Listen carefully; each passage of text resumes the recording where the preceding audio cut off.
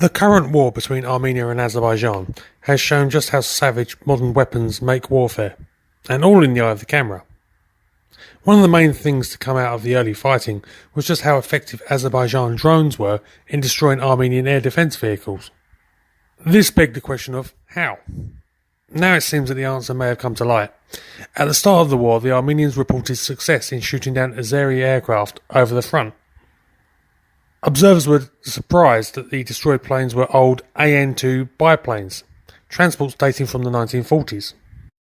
These are still used for short-range transport into difficult terrain, but are largely obsolete. They certainly have no place over the modern battlefield. However, examination of the wrecks found no pilots. The Azeris had converted the ancient transports into remote-controlled drones. These then flew nice and obviously over the Armenian front lines, irresistible to any anti-aircraft system around. And when they shot down the old biplanes, state-of-the-art killer drones were waiting to target them. Now that the trick is revealed, it seems likely that the old planes won't be targeted by advanced anti-aircraft systems anymore.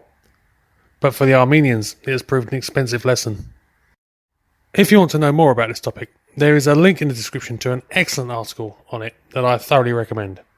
And if you want to know more about the tragic war occurring between Azerbaijan and Armenia, I have a video that will be linked to at the end and also in the description.